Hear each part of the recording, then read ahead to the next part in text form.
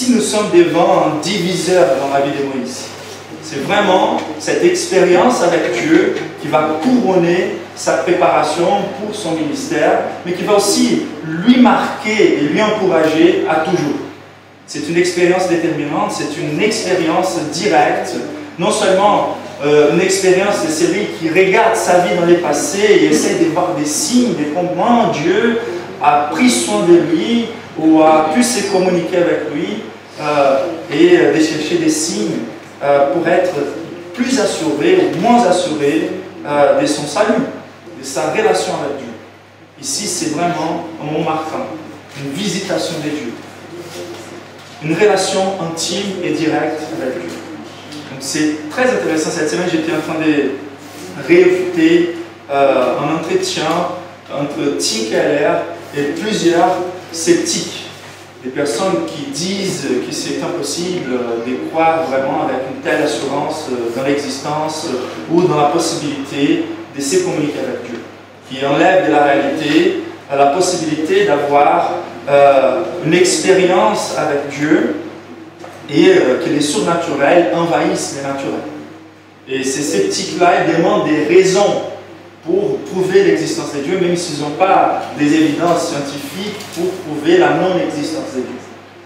Mais ce que j'ai trouvé intéressant, c'est que dans ces échanges-là, une de ces personnes sceptiques a demandé à Tim Keller, honnêtement, s'il était capable, par les échanges qui sont là, d'échanger sa foi, d'échanger son avis sur Dieu, ou s'il était là juste dans l'intérêt vraiment d'imposer sa foi envers les autres. La réponse de Tim Keller était très intéressante. Il a divisé cette réponse dans deux axes principaux. La première, c'est il a dit « ça serait très difficile d'abandonner ma foi, car je trouve beaucoup de raisons logiques qui soutiennent ma foi.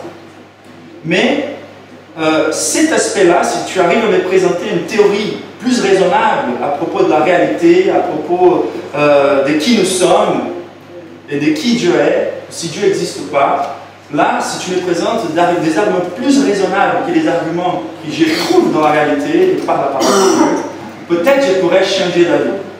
Mais il y a un autre aspect qui soutient ma foi. Et cet aspect qui soutient ma foi, c'est que la foi chrétienne, elle n'est non seulement logiquement soutenable, mais elle est existentiellement satisfaisante. Il a dit, moi j'ai eu une expérience avec Dieu et personne ne peut effacer cette expérience personnelle que j'ai eue avec Dieu.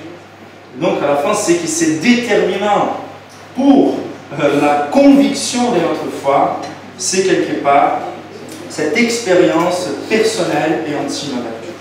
Pas toujours dans les mêmes niveaux que Moïse dans ses passages, mais bien sûr dans un niveau suffisant pour qu'on ne doute plus de notre foi. Et c'est quelque chose qu'on doit chercher.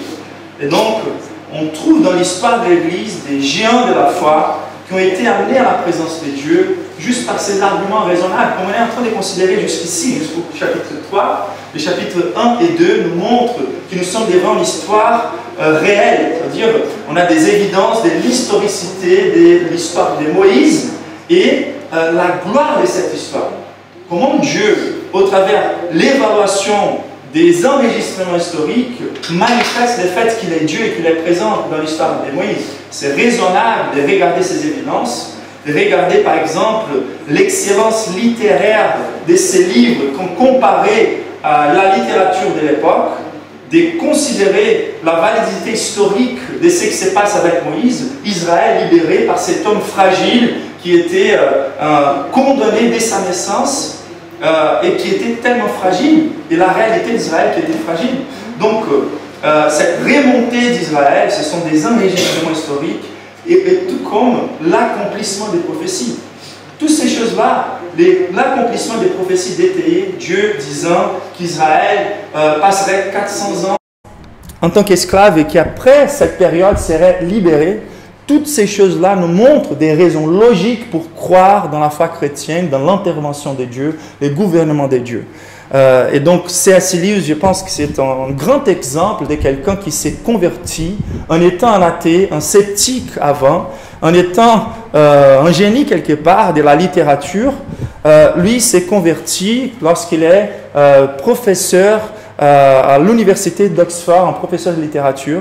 et qui commence à étudier la foi chrétienne, d'abord pour avoir des objections. Et par des arguments logiques, il arrive à la conclusion de la réalité du christianisme, jusqu'au point de dire « je crois au christianisme comme je crois que le soleil s'est levé, non seulement parce que je le vois, mais car à cause de cela, je vois tout le reste. » Nous arrivons à une connaissance plus limpide de nous-mêmes, de l'histoire, du monde et de Dieu par la considération logique des arguments bibliques. Mais on va trouver aussi des grands hommes de Dieu dans la foi qui ont eu le privilège d'avoir passé par une expérience intime et puissante et personnelle avec Dieu, comme le cas du génie Blaise Pascal, qui était mathématicien, physicien, qui était un philosophe incroyable, mais qui est devenu un théologien à la fin de sa vie, qui nous a laissé une quantité d'informations à propos de Dieu, issues de cette expérience majestueuse qu'il a eue avec Dieu. Il a été visité par Dieu d'une façon très puissante, et lui nous a donné cet exemple de comment une expérience puissante avec Dieu peut valoir plus que des années de séminaires ou des études bibliques à propos de la théologie. La réalité, c'est que les deux chemins mènent au même résultat, mais c'est intéressant de considérer la gloire de cette expérience que Moïse est en train de passer. Et donc, mon but, ma prière, mon désir, c'est que Dieu puisse reproduire cette expérience de Moïse avec nous aujourd'hui, car les choses que Moïse a apprises par cette expérience sont les choses que Dieu a voulu que tout son peuple apprenne à propos de son amour envers nous, à propos de cette relation intime que Dieu veut avoir avec nous. Et donc, aucune expérience n'est plus glorieuse que de contempler Dieu dans sa présence, de recevoir une visitation directe de Dieu. Et Dieu peut le faire de façon similaire à celle de Moïse jusqu'à aujourd'hui, mais Dieu d'habitude les fait au travers ces événements déjà enregistrés dans la parole, quand le Saint-Esprit honore la prédication de la parole, et on peut prendre cette richesse et cette visitation aujourd'hui même ce matin au travers de la considération de ces textes.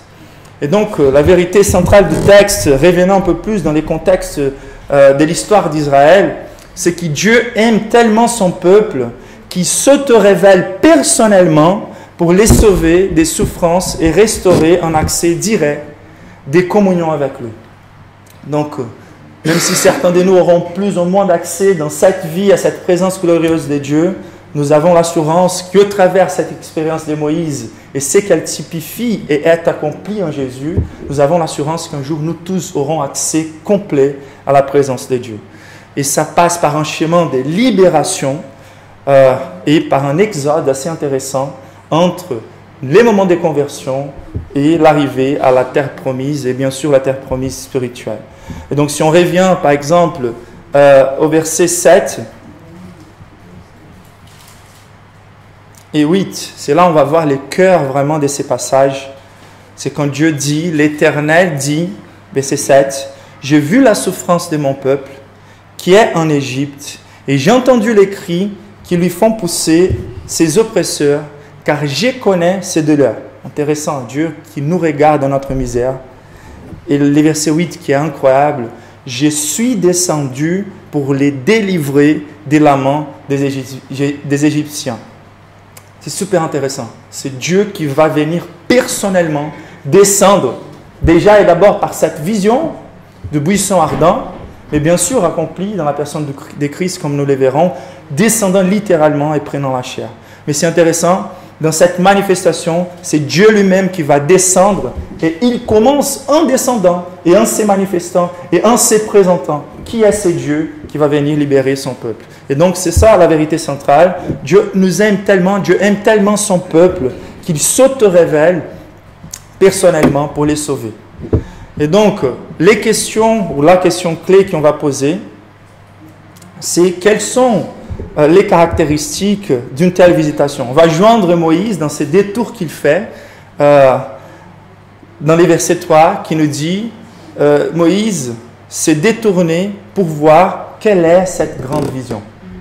Quelle est cette grande vision et pourquoi les buissons ne se consument point? Comment cet arbre est capable de s'éteindre et de permettre? C'était pas rare de trouver au désert des arbres qui, à cause de la chaleur du soleil, brûlaient. Mais ce qui était déterminant ici, c'était qu'elles ne se consumaient pas. Et donc, on va joindre Moïse dans cette contemplation de cette grande vision pour comprendre pourquoi les buissons ne se consomment pas, au point. Et donc, quelles sont les caractéristiques d'une telle visitation de Dieu, d'une telle rencontre avec Dieu? Et la première, c'est qu'une telle visitation de Dieu, c'est habituellement les résultats de beaucoup de prières. C'est très important de revenir au verset 23 du chapitre 2, comme on a lu.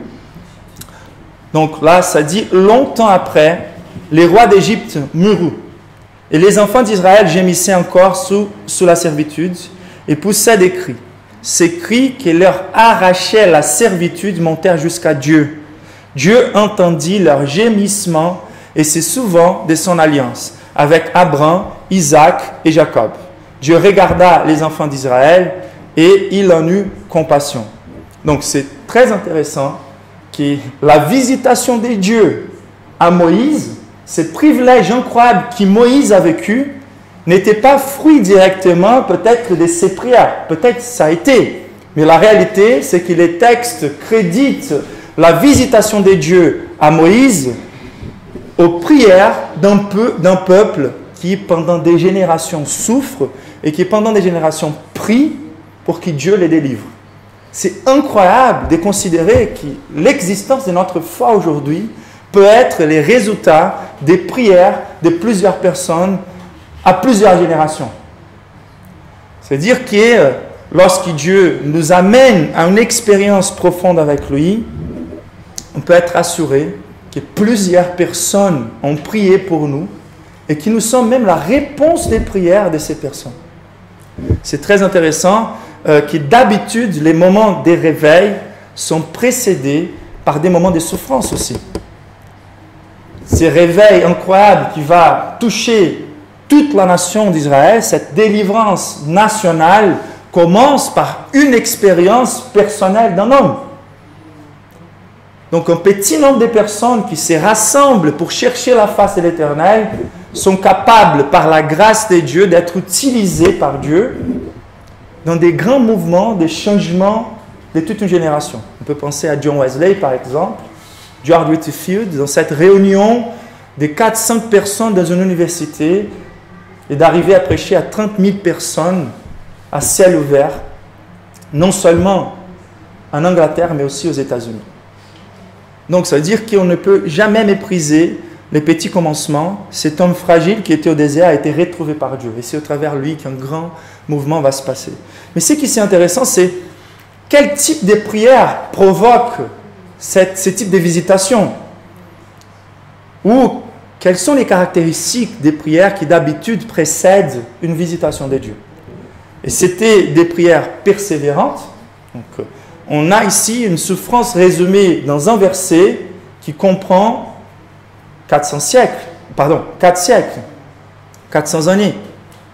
Et c'est intéressant que ici, c'est un résumé de la période où Moïse était aussi sous discipline dans le désert, 40 ans, d'accord? Dès les temps que Moïse avait sorti de ce contexte-là des princes d'Égypte et de partir envers les déserts. Donc c'est intéressant car ces prières-là étaient des prières qui étaient arrachées de la servitude.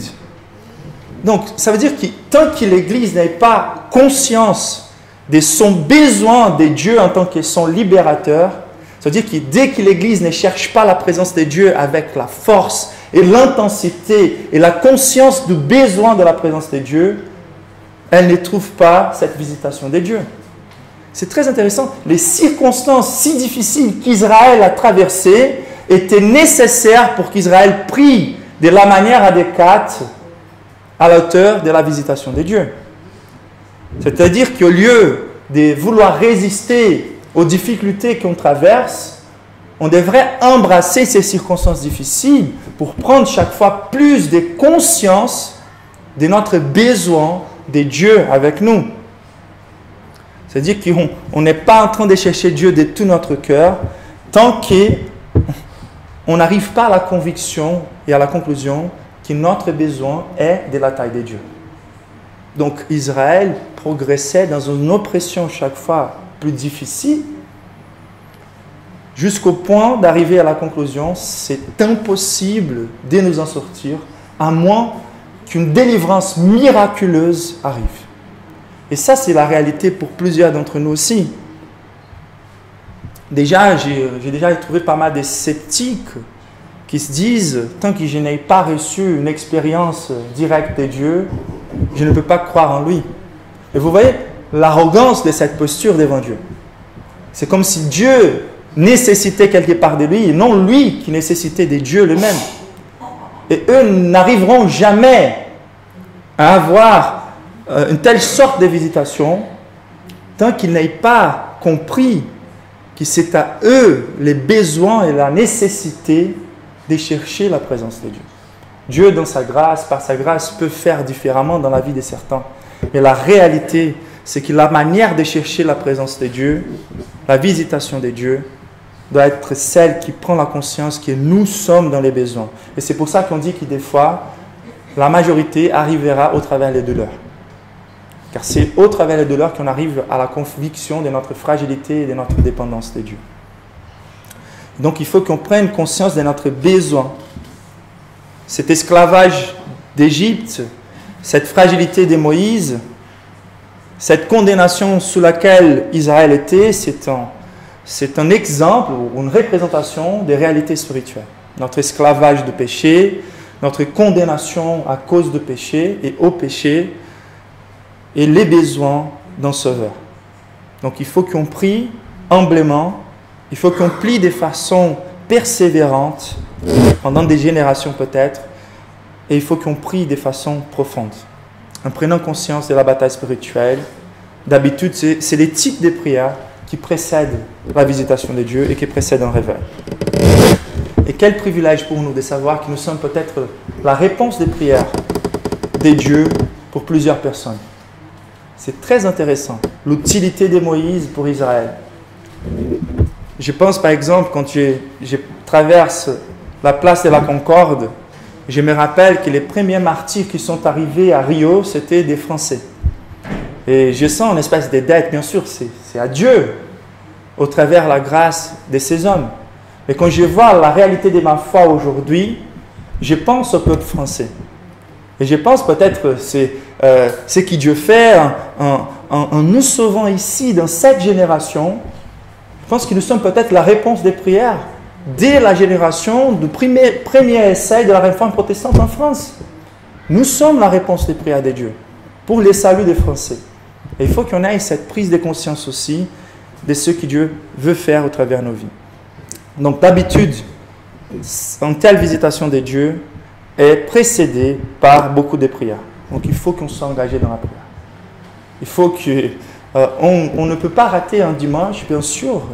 Il faut que les dimanches soient les jours les plus chers, sauf si on a bien sûr des raisons justifiables. Mais il faut qu'on chérisse les dimanches d'une façon incroyable, comme les rassemblements où on va adorer et prier ensemble et recevoir la bénédiction de Dieu. Mais les réunions de prière sont à la même hauteur quelque part. On ne peut pas rater les réunions de prière. On ne peut pas s'attendre que Dieu nous amène un réveil, qu'il nous apporte la puissance, si nous ne sommes pas en train de lui chercher à l'auteur de sa dignité. Nous ne sommes pas en train de chercher la présence d'une personne peu importante.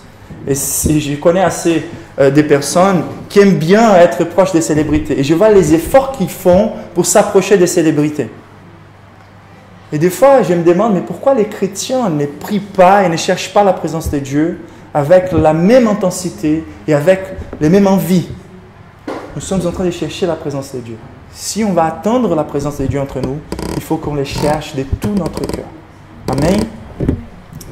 Donc, une autre caractéristique, c'est que la visitation de Dieu, elle est souveraine. Versets 1 et 2 nous disent que Moïse faisait paître les troupeaux de Jéthro, son beau-père, sacrificateur des Madians, et il mena les troupeaux derrière les déserts et vint à la montagne de Dieu à Horeb. L'ange de l'Éternel lui apparut dans une flamme de feu au milieu d'un buisson. Moïse regarda, et voici, les buissons étaient tout en feu, et les buissons ne se consumaient point. Moïse dit, je veux me détourner pour voir quelle est cette grande vision, et pourquoi les buissons ne se consument point. C'est très intéressant. Moïse, il n'est pas en train de chercher la présence de Dieu d'une façon spectaculaire. Il n'est pas là toujours en train de suivre des conférences d'adoration extravagantes. Il est là en train d'être fidèle dans les peu, dans l'ordinaire. Il est en train d'accomplir son travail. Un travail très simple. On se rappelle très bien, Moïse est là ici, sous une période très longue et radicale des corrections, des disciplines. Moïse, il a embrassé la discipline de Dieu. Il est devenu un assassin, avec la meilleure des motivations pour protéger et libérer son peuple. Il essaye de faire avec ses propres efforts. Il veut quelque part devenir les libérateurs de soi-même, en faisant confiance à soi-même, son influence en tant que prince d'Égypte et ses forces, sa violence. Et Dieu lui amène un exil. Et c'est assez intéressant, le langage de l'exil va se développer. Déjà, dans les jardins d'Éden, la discipline, elle est restauratrice. Donc Moïse, il va suivre les mêmes pas d'Adam et Ève. Ils avaient été chassés du jardin, mais avec une promesse qu'ils reviendraient. Et Moïse a été chassé quelque part de ses contextes, des contacts avec les peuples hébreux, vers les déserts. Et donc, c'est dans cette période, la vie de Moïse, comme Nax nous a bien précisé, peut être divisée en 3 parties des 40 ans. 40 ans en tant que prince d'Égypte, avec une formation incroyable. 40 ans dans les déserts, avec beaucoup d'humiliation et avec beaucoup de corrections. Mais Moïse, ici, il se soumet à la discipline de Dieu. Il permet les temps qui soient nécessaires pour que Dieu lui-même vienne couronner sa restauration. C'est Dieu qui va rendre évident le fait que Moïse il est prêt. Après 40 ans au désert, avec la tâche la plus humble au monde, en étant fidèle dans les peu, en étant fidèle dans les pâturages, dans la prise des soins de ces brebis, en vivant une vie très humble, mais en étant fidèle. C'est là que Dieu va venir et lui visiter. Donc il faut qu'on prie, mais il faut qu'on se rappelle toujours que la visitation de Dieu, c'est une décision de Dieu. Et elle vient dans son temps parfait, quand il veut. Et c'est très intéressant, car dans l'histoire de l'Église, il y a eu certaines personnes qui ont vécu une expérience puissante avec Dieu, mais qui sont arrêtés dans leur foi, car ils voulaient rester dans cette expérience et revenir à cette expérience. Donc si on n'a pas la conviction que la visitation de Dieu, elle est souveraine, elle vient dans les moments de Dieu, on peut être attrapé et devenir esclave d'un moment passé dans nos vies où on a été visité par Dieu. Ça, c'était les problèmes, par exemple, de Charles Finet, qui a développé quelque chose qu'on peut appeler l'Église en méthode. Et d'autres essaient de suivre les mêmes méthodes jusqu'à aujourd'hui. C'est-à-dire essayer de reproduire toutes les choses qu'on faisait avant que Dieu nous visite pour voir si Dieu va nous visiter à nouveau. Mais ce qui est intéressant, même si Moïse a eu cette expérience et d'autres expériences ponctuelles au futur, la majorité de sa vie a été vécue de façon ordinaire.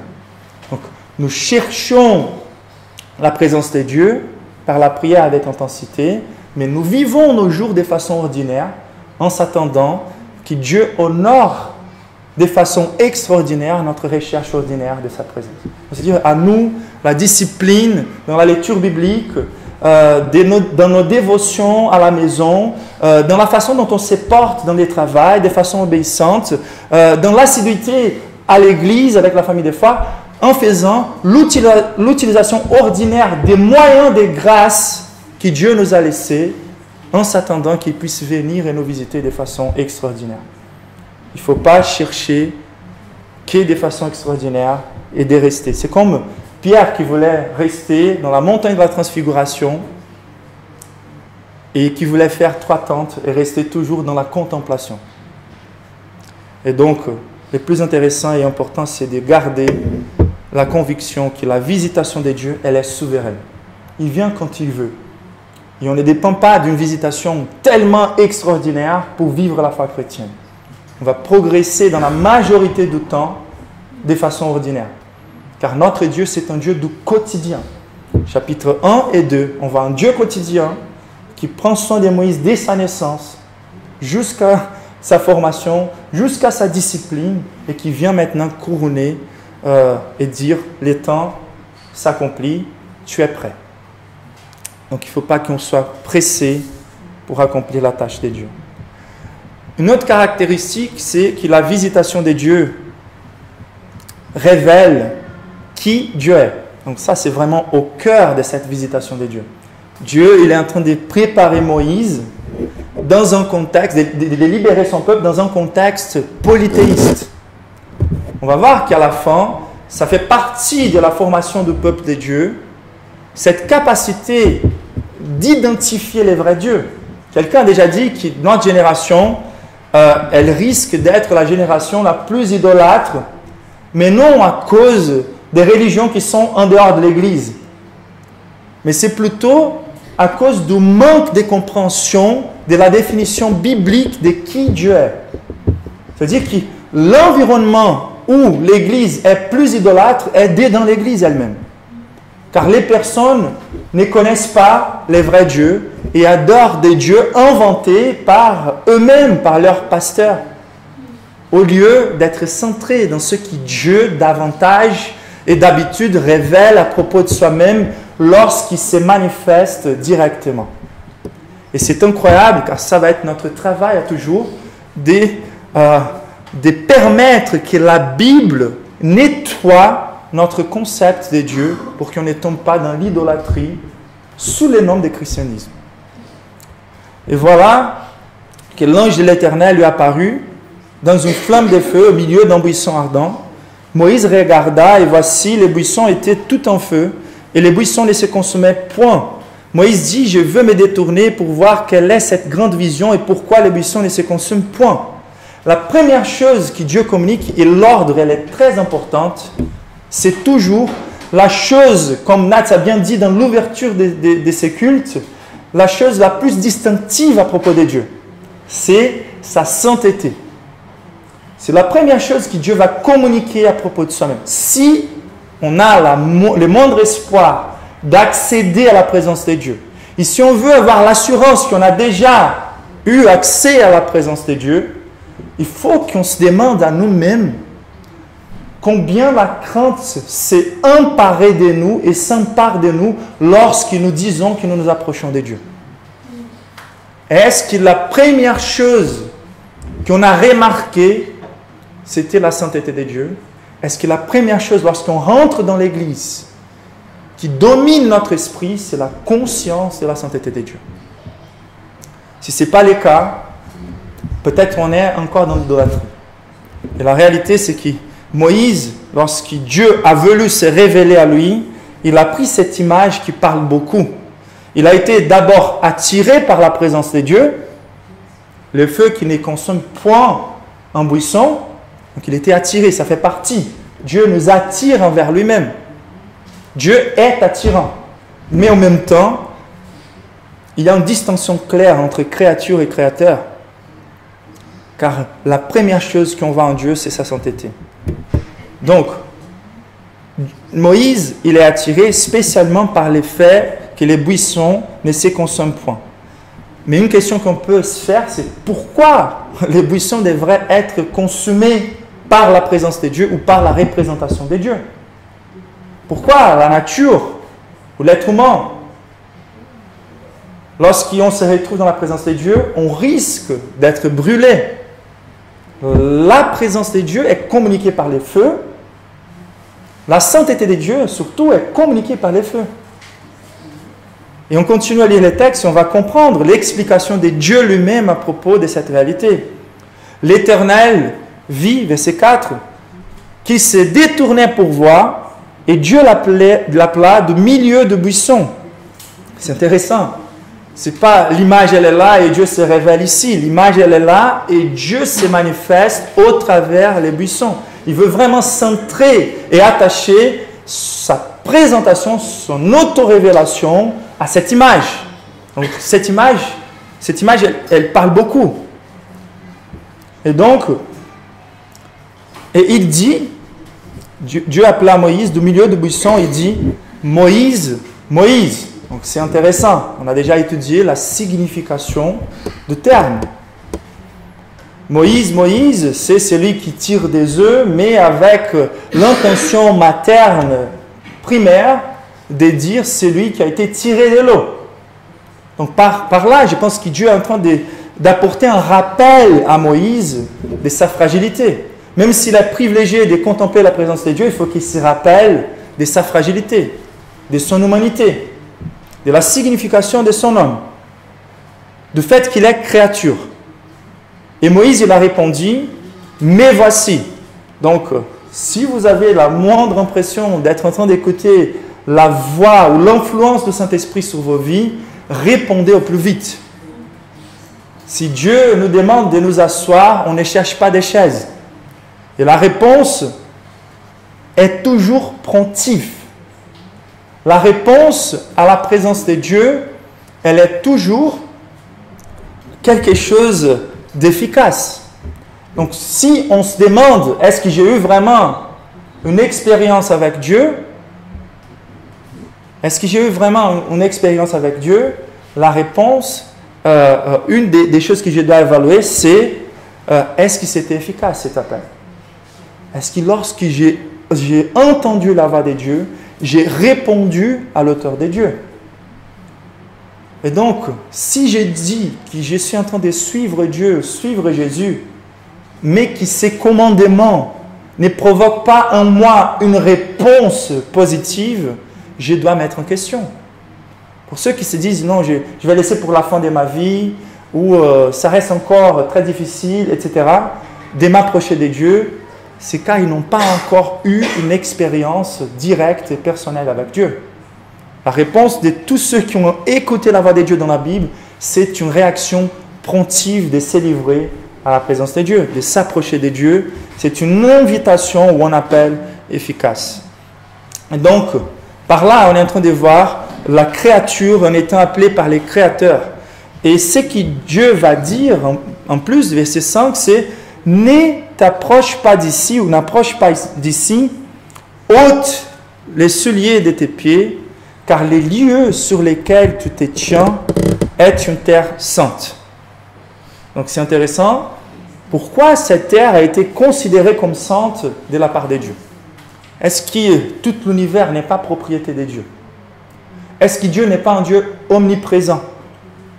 Oui, tout l'univers appartient à Dieu et Dieu est omniprésent. Mais c'est très intéressant, c'est que quand Dieu veut se communiquer avec l'humanité, et c'est cette obsession incroyable et gracieuse de Dieu qui devrait nous étonner, le fait que Dieu ait voulu se communiquer avec nous. Donc là, on a cette impression d'être dans un environnement sacré, quelque chose qui va aussi être illustré par les jardins d'Éden, par les tabernacles, par les temples et par l'Église. C'est les lieux de prise de conscience que je me tiendrai devant la présence de Dieu lui-même. C'est un lieu choisi par Dieu lui-même pour être un environnement de communion spéciale entre Dieu et son peuple. Donc, aujourd'hui, dans la Nouvelle Alliance, on n'a plus besoin de temple. Et c'est très intéressant de savoir que la présence de Dieu est en nous. Et il faut que cette crainte s'empare de nous à toujours. Mais ici, et aussi dans la réalité du rassemblement communautaire, ça reste un peu cette conviction d'un lieu marqué par la visitation de Dieu. Et donc, ce lieu a été choisi par Dieu pour devenir une terre sainte, lorsque Dieu se manifesta à Moïse et au peuple de Dieu, à Israël. Et donc, Dieu se manifeste dans un lieu qu'il appelle saint et il va demander ou va communiquer sa sainteté de plusieurs manières. Déjà, qu'est-ce que cela veut dire, sainteté? On sait très bien, c'est cette séparation. Donc, il a séparé l'environnement pour être un environnement d'utilisation sacrée, des communications, des promesses, et de dire à Moïse comment il faut s'approcher de Dieu. Donc, c'est-à-dire que la première chose qui sainteté communique, c'est séparation. Mais cette séparation, elle a deux niveaux. Il y a la séparation entre créature et créateur, et il y a la séparation entre pureté et impureté. Et malheureusement, même juste en étant des créatures, ça serait impossible aux créatures de se tenir devant les créateurs. Car même les anges doivent couvrir leur visage devant la présence de Dieu. On ne peut pas avoir accès à la totalité de la gloire de Dieu. Nous ne pouvons pas tenir. Et donc, Dieu, en étant saint, ça veut dire qu'il est majestueux, élevé, haut. Et c'est pour ça que Moïse va être demandé d'enlever le soulier de ses pieds. Les pieds qui représentent l'aspect des créatures. Et aussi les souliers qui communiquent quelque part la notion de saleté. C'est intéressant car Dieu est en train d'établir une distance dans cette approche intime. Une distance qui doit être toujours là jusqu'à aujourd'hui. La prise de conscience que nous sommes des créatures, qu'il est les créateurs. La crainte qui nous fait comprendre que c'est Dieu d'amour est un feu dévorant, selon le langage de Moïse lui-même.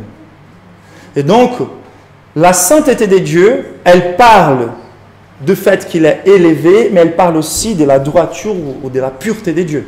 Et c'est intéressant car les feux, ils communiquent beaucoup. Les feux, quand on pense au soleil, personne n'oserait s'approcher du soleil. Ce n'est pas quelque chose dont Dieu n'a pas envie de nous recevoir. C'est juste qu'à partir du moment où on n'est plus de la même qualité morale que Dieu, aucune impureté ne peut se tenir devant les sommets de la pureté. Et donc la sainteté de Dieu est quelque chose de positif. La sainteté de Dieu ne peut pas être comprise juste comme quelque chose qui est contraire à ce qui est impur. Dieu abomine ce qui est impur, mais le fait c'est que Dieu il est totalement et positivement saint, que sa présence et sa visitation consument la moindre manifestation d'impureté. C'est une distinction qualitative et non quantitative. Ce n'est pas que Dieu il est beaucoup plus pur que nous. C'est que pureté, soit on est pur, soit on est impur. Et la réalité, c'est que plus qu'on essaie de faire des efforts humains pour être un peu mieux moralement, comportementalement, on reste impur si on commet les moindres péchés. Dieu, il est totalement pur. Et personne ne peut se tenir devant lui. Déjà car il est Dieu, mais aussi car il est pur. Et la sainteté de Dieu, elle a ces deux connotations. C'est pour ça que Dieu se manifeste par les feux. C'est pour ça que Dieu détermine la manière dont il faut s'approcher de lui. C'est Dieu qui, par sa parole, va établir, ça c'est la genèse vraiment, du livre de Lévitique, quelque part. S'approche de moi. Ici, c'est une petite expérience d'un tabernacle, d'une église ou d'un temple. C'est buisson ardent, car c'est un lieu de rencontre entre l'humanité et moi. Au même temps, déjà, il faut que tu apprennes qu'est-ce que cela représente de se tenir devant moi. C'est comme si tu étais en train de brûler sans être consumé. Et donc, a priori, l'image que Moïse est en train de regarder, c'est l'expérience qu'il est en train de vivre. C'est comme si Moïse était ces buissons dans la présence du feu sans être consommé. Mais Dieu, il est encore en train d'établir des paramètres pour cette approche. La parole est la médiation. Et l'ange de l'Éternel est la médiation, comme nous le verrons. Mais c'est très intéressant déjà de considérer le fait que nous devons nous approcher de Dieu avec la conscience de sa sainteté. Le fait qu'il est Dieu et nous sommes des créatures. Pour ceux qui veulent s'approcher de Dieu avec l'espoir que Dieu les visite, il faut que ces personnes-là prennent conscience de la sainteté de Dieu. Et c'est vraiment très triste comment l'Église aujourd'hui méprise le fait que Dieu il est saint et le fait que Dieu il est Dieu. Déjà la façon dont plusieurs traitent Dieu aujourd'hui, ils veulent mettre Dieu contre les murs. Ils veulent exiger certaines choses de la part de Dieu. Dans leur façon de prier, c'est vraiment une abomination. C'est vraiment de se mettre à une position plus élevée que celle de Dieu lui-même. les langages utilisés par certaines personnes d'exiger des choses de la part de Dieu, sans la conscience qu'il est Dieu et nous sommes créatures. Et après, on méprise sa pureté vis-à-vis au langage d'intimité qu'on utilise pas mal aux églises. Donc, on a une espèce d'intimité molleuse aujourd'hui, où on parle avec Dieu comme si on était en train de parler avec une petite fille, qu'on peut avoir une relation sans avoir le minimum respect. Mais c'est vraiment étonnant. Quand on voit la manière dont Jésus lui-même s'est dirigé à Dieu, il disait, c'est un équilibre parfait. Père saint, Père juste. Et Paul, c'est lui qui nous encourage à dire Abba Père, c'est-à-dire l'intimité et aussi la caresse quelque part de Dieu, mais avec la conscience hébraïque encore des pères, des parents, d'autorités auxquelles on doit se soumettre. Mais c'est lui aussi, Paul, qui en hébreu va nous encourager à rentrer dans la présence de Dieu avec du courage, mais en présupposant le fait que Dieu a le feu dévorant. Donc le courage que je dois avoir pour accéder à la présence de Dieu, ce n'est pas le courage pour développer une relation meuleuse avec Dieu, mais c'est de joindre la position des anges eux-mêmes. Dans la vision qu'on a lue au début du culte, la vision d'Ésaïe, on voit qu'Ésaïe voit les anges qui adorent l'Éternel, qui répondent à cette expérience en reconnaissant la gloire de Dieu, dans la joie, mais ils couvrent leur visage, ils couvrent leurs pieds, car ils reconnaissent la majesté, la grandeur de Dieu, et ils reconnaissent le fait qu'ils sont des créatures, même si parfaits moralement. Et donc, on doit garder la même posture lorsqu'on s'approche de Dieu. On doit nous approcher de Dieu, comme Moïse dans les versets 6 nous dit, Moïse se cacha les visages, car il craignait de regarder Dieu. Et ça, c'est la réponse de toutes les personnes dans la Bible qui ont rencontré la présence de Dieu. Donc, il faut faire attention à la manière dont certains vous encouragent à accéder à la présence de Dieu dans notre génération. Si la crainte ne s'empare pas de toute la communauté comme un acte des apôtres, il faut se méfier. Si ces personnes-là arrivent à dire qu'ils sont dans la présence de Dieu dans l'Église et qu'ils utilisent un langage qui ne communique pas la prise de conscience de la sainteté de Dieu et du fait que Dieu est créateur, ça, ce n'est pas un vrai réveil. Le vrai réveil, la réaction est toujours adoration avec crainte, sens des privilèges avec révérence. Amen. Jésus disait Père juste et Père saint. Et c'est la manière de Jésus de se référer au Dieu notre Père, que ton nom soit sanctifié. C'est-à-dire qu'on reconnaisse ta sainteté lorsqu'on dirige nos prières à toi. Provision, pain, protection, les Pères nôtres. Pas d'exiger plus que ça. C'est de supplier ces choses-là. Jésus même qui nous a enseigné. Et donc, la visitation de Dieu révèle d'abord et avant tout sa sainteté, mais elle révèle aussi son amour. Et c'est un amour d'une sorte inédite. C'est un amour incroyable. Le verset 4 nous dit à nouveau, l'Éternel vit qu'il se détournait pour voir, et Dieu appela du milieu du buisson et dit, Moïse, Moïse. Donc c'est assez intéressant, c'est déjà un amour intime. Même s'il était en train de dire la signification de la vie de Moïse pour communiquer le fait qu'il était créature, il était en train d'appeler Moïse par son nom. C'est incroyable de considérer que c'est Dieu tellement saint, tellement élevé, tellement détaché de la création à cause du fait qu'il est Dieu et nous ne sommes que des créatures, et qu'il se soit un Dieu davantage éloigné à cause du fait qu'il est pur et nous sommes impurs. C'est même Dieu a décidé de nous visiter, de descendre pour nous sauver. Mais de descendre pour nous sauver en se communiquant individuellement avec nous et en nous appelant par les noms. Moi, ça c'était une de mes plus grandes difficultés. C'était clair pour moi lorsque je me suis converti que Dieu était saint. Et la difficulté que j'avais, c'était de croire que l'œuvre de Jésus sur la croix prenait vraiment moi, ma personne, David, en considération. Moi, je voyais plutôt les saluts de tous, et moi, j'étais un peu juste un petit point insignifiant dans ces bateaux.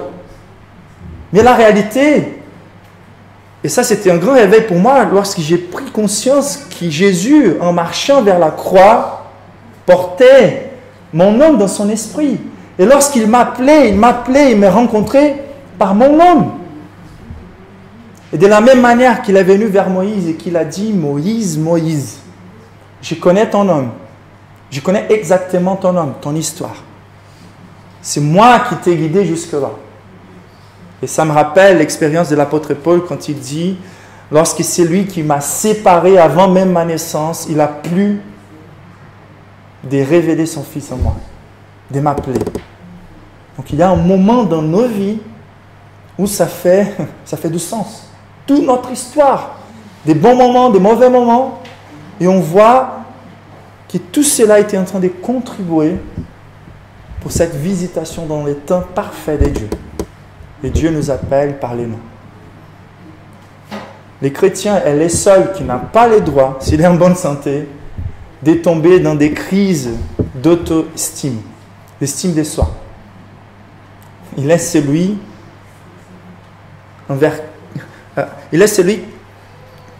qui Dieu a fixé son égard et qu'il est venu pour nous appeler par notre nom, pour voir les saluts par notre nom. Dieu te connaît individuellement, intimement. Il t'appelle par son nom. C'est aussi un amour protecteur. Rien que de communiquer à Moïse la façon de s'approcher de sa présence, en prenant conscience de sa sainteté et de ce qui est nécessaire pour se tenir devant la présence de Dieu, c'est de communiquer l'amour de Dieu. C'est pour ça que l'Église devrait toujours communiquer qui Dieu est et ce qui est nécessaire pour accéder à sa présence avant de présenter Jésus lui-même. C'est-à-dire que ça ne sert à rien de dire « Jésus t'aime » ou de présenter Dieu en tant qu'un Père Noël. La réalité, c'est que si on n'a pas la prise de conscience de l'écart entre nous et Dieu, c'est un écart infini en termes de divinité et en termes de pureté. Et tant qu'on n'a pas la compréhension qu'on devrait être brûlé par la sainteté de Dieu, on n'est pas dans une recherche à l'auteur de la seule chose qui peut nous réconcilier avec Dieu. C'est-à-dire, je n'ai que la conviction que j'ai besoin du Christ si je n'ai pas encore eu la conviction de la sainteté de Dieu. Donc l'amour de Dieu ne cache pas l'enfer, ne cache pas la condamnation de nos péchés, ne cache pas le fait que Dieu est saint. L'amour réel communique ces choses-là pour que les personnes cherchent désespérément leur Sauveur. Et donc, c'est un amour protecteur qui dit, ne t'approche pas d'ici, n'essaye pas de rentrer dans les saints lieux sans avoir traversé l'atrium, sans avoir purifié vos fautes, sans avoir s'attaché au Christ. C'est aussi un amour assuré par grâce. Le verset 6 nous dit, c'est incroyable, Dieu, il sait que lorsqu'il se manifeste, une des choses qu'il provoque, c'est une espèce de volonté de se cacher, de s'enfuir quelque part. C'est tellement attirant. Lorsqu'on est dans la veille d'être visité par Dieu, plusieurs personnes partagent cette expérience. Je suis attiré par Dieu, je veux sa présence, mais en même temps, chaque fois que je sens que je suis un peu plus proche de lui, je me sens, j'ai la peur, j'ai la crainte. Mais Dieu, la quantité des fois où Dieu dit, n'ayez pas peur, et la quantité des fois où il dit cela attaché à la manifestation de sa présence, c'est incroyable dans la Bible.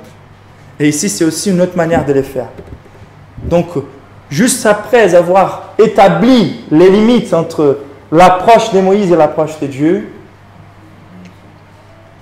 il va dire, il ajouta, c'est de suite, je suis les dieux de ton père, les dieux d'Abraham, les dieux d'Isaac et les dieux de Jacob. Qu'est-ce qu'il est en train de dire? C'est un amour assuré par grâce. C'est un amour assuré. C'est-à-dire, lorsqu'il parle que je suis le Dieu de ces hommes-là, je suis le Dieu qui a établi l'alliance avec ces hommes-là. Et quelle était cette alliance? C'était une alliance perpétuelle. C'était une alliance où Dieu lui-même a prêté un serment et qu'il a assuré que les promesses qu'il a données à son peuple s'accomplisseraient. La promesse de la délivrance de cet esclavage, mais aussi la promesse d'être inséré dans un environnement parfait. Et en ayant au cœur de cette promesse, comme promesse maximale, le fait d'avoir accès à la présence de Dieu. La gloire, les jardins parfaits, la terre promise n'est que les petits scénarios à l'auteur d'une communion parfaite que nous aurons avec Dieu. Les chrétiens, ou ceux qui ont profité de la présence de Dieu, ceux qui ont la foi authentique et en bonne santé, ne sont pas ceux qui sont toujours en train de désirer des meilleures circonstances dans cette vie. Et même pas de désirer d'arriver juste au paradis à cause des circonstances parfaites là-bas. Ce n'est pas incorrect de désirer ces choses, car il a plu Dieu de nous donner par grâce toutes ces choses-là. Mais ce qui est issu d'une expérience avec Dieu, c'est les plaisirs de la présence de Dieu. C'est la gloire de la présence de Dieu. Et ça, c'est la plus grande promesse de Dieu à son peuple. Vous serez mon peuple, je serai votre Dieu. Je suis le Dieu de ton père. Je suis le Dieu d'Abraham, le Dieu d'Isaac et le Dieu de Jacob. Et Abraham lui-même a vécu cette expérience de Dieu s'est manifesté en tant que feu. Dieu a établi un pacte avec Abraham, une promesse qu'il serait son Dieu et qu'au travers de lui, toutes les nations seraient bénies. Et il passe comme un feu dévorant. Mais c'est Dieu lui-même qui se met tout seul sous les feux quelque part. Il a les feux et il est aussi celui qui apportera les feux si cette promesse serait cassée. Et lorsque l'humanité n'accomplit pas sa part, c'est Dieu lui-même qui va se mettre sous les feux. Et par là, on commence à comprendre qui est vraiment ces buissons ardents. Ensuite, c'est un amour donc d'alliance. Aucune chose ne peut casser. Dieu a fait un serment qui l'amènerait à bon terme. Donc même si nos vies peuvent sembler plutôt désertes, c'est une alliance de Dieu, qu'aucune chose ne nous séparera de son amour. C'est ça que Dieu est en train d'affermir dans le cœur de Moïse. Pour être un libérateur, tu vas traverser des circonstances très difficiles, mais une chose doit être assurée. Moi, je n'abandonne jamais mon alliance. C'est un amour, c'est un équilibre parfait entre cette communication, je suis saint, transcendant, éternel, et il ajouta, je suis un Dieu qui me suis attaché à toi, à ton homme, au travers la foi et les pactes que j'ai faits avec la famille d'Israël. Donc, le verset 7, il nous montre aussi, c'est un Dieu d'amour miséricordieux et gracieux. Donc, la miséricorde en Dieu, c'est le fait de souffrir avec. Donc, on va lire à nouveau le verset 7, il est incroyable. L'Éternel dit, « J'ai vu la souffrance de mon peuple qui est en Égypte, et j'ai entendu les cris qui lui font pousser ses oppresseurs, car je connais ses douleurs. Je suis descendu pour délivrer de la main des Égyptiens. » Donc, on va revenir au verbe. Déjà, j'ai vu la souffrance de mon peuple. D'accord? Donc, toutes les souffrances que nous traversons dans la vie ne peuvent jamais être vues comme un oubli de Dieu. Au contraire, nous embrassons les souffrances car nous savons qu'elles font partie de la surveillance de Dieu déjà. Donc Dieu, il est là en train de contempler. J'ai vu la souffrance de mon peuple qui est en Égypte et j'ai entendu les cris. C'est-à-dire que chaque larme qu'on déverse sont récoltées par Dieu lui-même. Chaque moment de difficulté, c'est Dieu qui est là en train de contempler. Dieu, il souffre avec ceux qui souffrent. Et donc, les cris qui lui font pousser ses oppresseurs. Car je connais ses douleurs. C'est-à-dire que la douleur qu'on traverse et cette connaissance de cette douleur, c'est en harmonie avec l'enseignement du Christ, les sentiments que Christ avait. C'est-à-dire, Dieu souffre avec nous notre douleur et notre souffrance. Et c'est intéressant que la miséricorde selon la Bible, elle ne s'arrête jamais dans la souffrance avec. Juste d'avoir de la pitié envers quelqu'un qui souffre. Elle fait toujours quelque chose pour nous en sortir de notre misère. Donc ça veut dire que ça a cumulé dans le cœur de Dieu une douleur à cause de notre douleur. Et ça a déclenché en Dieu une obstination, une décision de nous en sortir de notre misère. Cet esclavage de péché, cette oppression, cette bataille spirituelle, cette domination de Satan, cette oppression de la vie. Et donc, je suis descendu. C'est incroyable ça. Moi, la première chose qu'il faut savoir, éternel, saint, transcendant, infiniment éloigné de vous. Mais moi, j'ai descendu, car j'ai senti votre douleur. Une douleur qui vous avez mis vous-même dans cette situation, à cause de vos péchés. Mais j'ai vu votre souffrance. Je me suis attaché par la miséricorde, c'est-à-dire les douleurs dans les cordes. Les douleurs au ventre. Quand vous voyez quelqu'un souffrir, je ne sais pas si vous avez déjà senti cette sensation dans les ventres, la miséricorde. Donc Dieu a senti ça pour nous. Et il est venu nous sortir d'une misère de laquelle on ne pourrait pas sortir. Ça, c'est la miséricorde de Dieu. Lorsqu'on arrive à la conclusion, je ne peux pas sortir d'ici toute seule. Il vient, il sent notre douleur. Et il faut qu'on sente aussi cette douleur. Et donc, mais c'est un amour non seulement des miséricordes. Dieu n'est pas content simplement de nous délivrer de la main des Égyptiens. Dieu, il nous comble de grâce. C'est grâce sur grâce. Car les textes, ils continuent la promesse de Dieu. Et pour les faire monter de ces pays dans un bon et vaste pays, dans un pays où coulent le lait et le miel. Donc, Dieu nous a fait sortir de l'esclavage pour nous mettre dans une terre promise. Bien sûr qu'il y aura un exode ici pour Moïse et pour nous aussi dans cette vie, mais on est rassuré que cette générosité de Dieu nous amènera au paradis dans sa présence. Donc la grâce de Dieu nous a sauvés, la grâce de Dieu nous comblera des bénédictions. Et le verset 9 nous dit, « Voici les cris d'Israël sont venus jusqu'à moi, et j'ai vu l'oppression qui leur font souffrir les Égyptiens. » Donc à partir de là, Dieu il est juste en train de revenir quelque chose qu'il avait déjà dit. Et à partir de là, il fera l'appel de Moïse. C'est ce qu'on va considérer ensemble les dimanches prochains. Donc, une chose qu'on va constater, c'est qu'aucune expérience si puissante comme celle-là avec Dieu ne finit jamais comme une bénédiction spéciale à garder pour nous-mêmes. S'il y a une onction, c'est car il y a une mission. Et Moïse, ici, dans cette expérience personnelle, intime et puissante avec Dieu, il sera commissionné. Il recevra sa mission. Et il sera aussi fortifié par cette mission. Il est déjà en train d'être fortifié, car nous sommes fortifiés par l'expérience avec Dieu. Mais Dieu donnera des informations un peu plus pratiques à propos de soi-même pour que Moïse puisse tenir les coups et la charge de conduire le peuple de Dieu par la grâce de Dieu.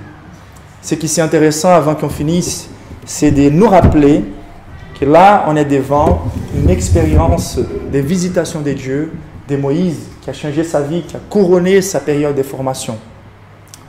Mais c'est intéressant que ce que Dieu a révélé à Moïse dans cette expérience, ce sont des paramètres que l'Église doit garder à toujours et le peuple de Dieu doit garder à toujours. C'est-à-dire que nous n'avons pas forcément besoin de passer par une expérience similaire à celle-ci, des mêmes intensités, pour arriver aux mêmes conclusions. Mais le Saint-Esprit, par la foi, il nous donne la conviction que nous pouvons avoir une expérience comme celle-ci. Et c'est ce qui est le plus important à remarquer, c'est de penser vraiment. Moïse, à plusieurs reprises, n'a pas pu se tenir dans la présence de Dieu. Ici, il cache son visage. L'apparence de Dieu est encore très faible, même si déjà très puissante.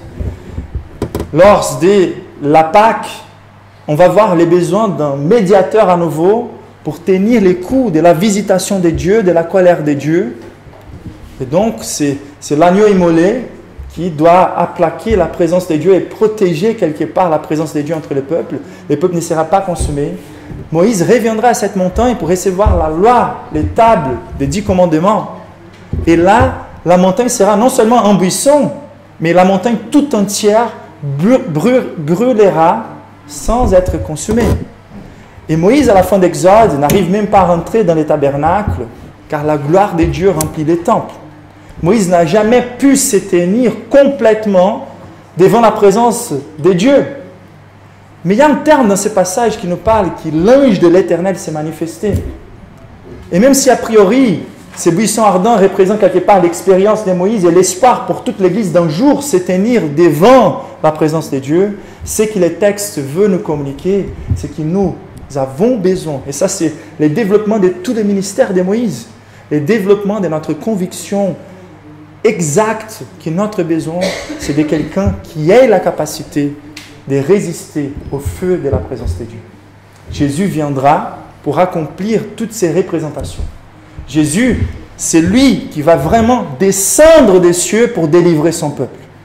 C'est lui qui va manifester de la façon la plus puissante la pureté de Dieu par sa façon de vivre et va la créditer à nous.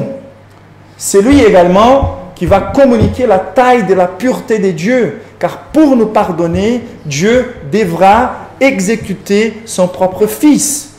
La taille de la sainteté de Dieu est manifestée de cette manière.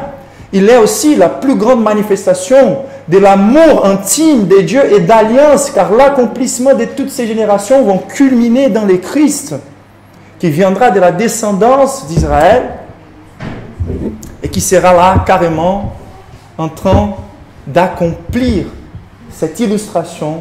C'est lui qui vit une vie parfaite pour nous créditer sa pureté et sa droiture, mais qui subit les coups du feu dévorant de Dieu. Il est le seul capable de tenir ce feu dévorant car il est Dieu lui-même. Donc il n'a pas de séparation entre Dieu et Dieu, et car il est aussi complètement pur. Et donc Jésus, il est la droiture de Dieu, la sainteté de Dieu, il est la manifestation suprême de l'amour de Dieu, qui dans sa miséricorde viendra, il est venu pour nous faire sortir de notre misère. En ayant subi et en ayant survécu et ressuscité à la manifestation du feu dévorant de Dieu, après sa résurrection, sa main puissante se manifeste, l'autorité du Christ encourage l'Église. Personne ne peut plus résister à la progression de l'Église. Et c'est par là qu'il va nous arracher de la main de Pharaon, Satan lui-même, qui est présenté par Jésus lui-même comme cet homme fort qui essaye de garder ses possessions. Mais en ayant ressuscité et en ayant traversé le feu, il nous donne accès à la présence du feu dévorant de Dieu, Jésus lui-même. Il est vraiment le buisson ardent, l'ange de l'Éternel qui s'est manifesté. C'était Jésus avant son incarnation et il s'est manifesté du milieu d'un buisson ardent. Si nous voulons vraiment rentrer à la présence de Dieu et participer de son amour intime, gracieux et miséricordieux, il faut qu'on regarde les types que Moïse représente, mais il faut qu'on embrasse surtout Jésus-Christ lui-même, qui est l'accomplissement parfait de la promesse de Dieu pour notre réconciliation avec lui. Lèvons-nous pour prier.